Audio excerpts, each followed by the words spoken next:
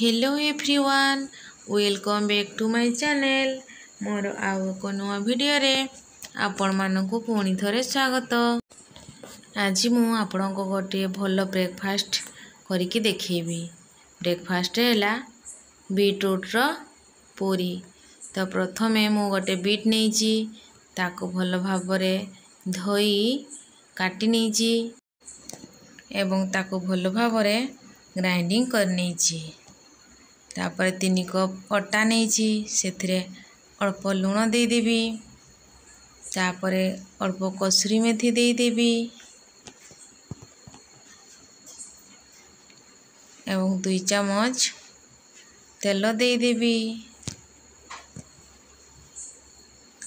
आ grinding करिकी रखी दिबा बीटरूट को अल्प अल्प करिकी देई अटा को गलाइबी।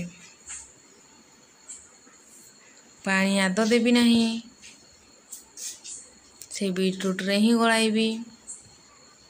तापरे सबुतक बीटरूट को अल्प अल्प कर देई अटा को भल भाबरे चकटी नेबी। अटा भल भाबरे चकटा होई गेला परे ताकू छोट छोट गला कर नेबी। गला होई गला एवं सेथिरे अल्प तेल देकी गला गुडी को गलाइ की रखी देबी। फलरे गला गुडी को सुखिबो नहीं एवं बेलिबा पई भल सुविधा हबो। बेलला बेले आउ तेल दरकार हबो नाही।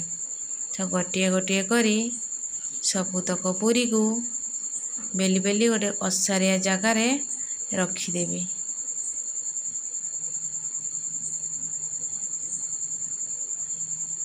देखंतु बेली देछि, एपटे करेई रे तेल गरम हो जाइतिला।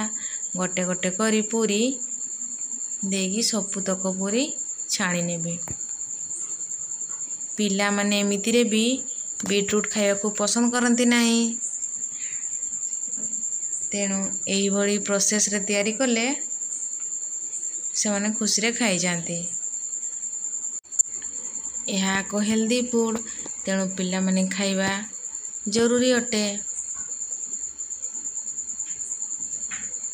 आपण मानकु जति मोर चैनल टी भल लागु थाए ताहले चैनल टी को सब्सक्राइब करंतु एवं वीडियो गुडी को भल लागुथिले वीडियो गुडी लाइक करंतु एवं कमेंट करंतु। को जगह रो वीडियो टी देखुचंती कमेंट रे लिखंतु एवं एई रेसिपी टी को घरे प्रस्तुत करी खांतु एवं मते बहुत सारा भल पाइबा दियंतु। तो प्रस्तुत हो गला मोर बीटरूट रो पूरी। आलुदम किबा घुगुनी सहित खाइबा को भल लागे।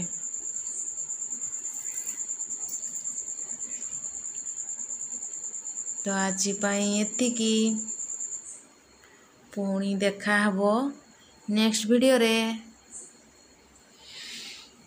सते बेला जाय रहूची।